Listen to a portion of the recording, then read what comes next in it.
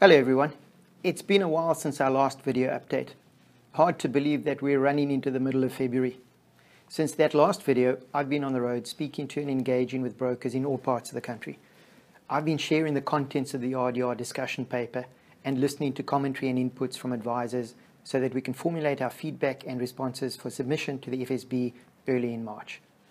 In today's session, I'd like to share some thoughts, some reactions, some observations from my trip so far. And as an opening comment, I found overall support amongst advisors for the objectives set out by the FSB in the paper. For example, the first one, delivery of suitable products and suitable advice to customers. And I must add that the overwhelming majority of advisors are already doing this, and therefore the change on them won't be that big. The second one is building consumer confidence and trust. I'm not sure that it's always advisors who are the cause of the breakdown in consumer confidence and trust in the industry. We just need to look at the massive amounts of money that have been lost through unregulated investment schemes. And then thirdly, supporting sustainable business models for financial advice. There's great support from all advisors for this objective. After all, we're all customers in one or other capacity, and as customers, there's support for the objectives. This for me is positive, because if the mind is positive, we tend to embrace change easier. However, support for the objectives needs to be counterbalanced with a general concern about detail and sometimes lack of detail in relation to some stuff and therefore how the objectives may be achieved.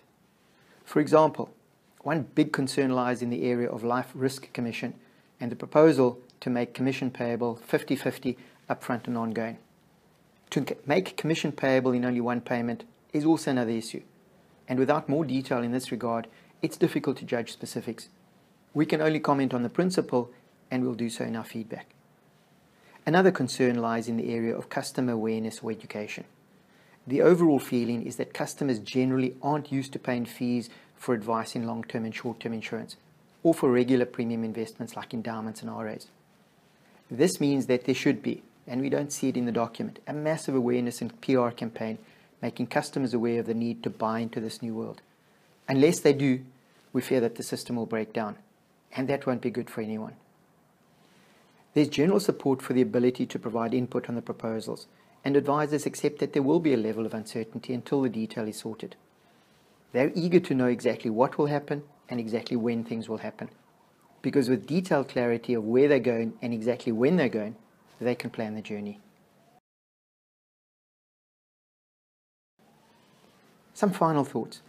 If there's one thing that's becoming more and more apparent to me, it's that a key to success in a post-RDR world is for all advisors to be very, very clear on their value proposition and for their customers to know what it is. If they don't know what they're paying for, they won't pay. Overall, on my travels, I've encountered optimism, angst, uncertainty, excitement, determination. Advisors know there's change afoot and they're willing to change. They're resilient, they adapt, they've done so over the years, and they will again. They just want to feel that the change is right and necessary change, and that they're not the only ones who need to change. And just before I go, to Gavin in Pietermaritzburg, if you couldn't hear this, just go back and turn up the volume. Thanks very much. Cheers until next time. Bye-bye.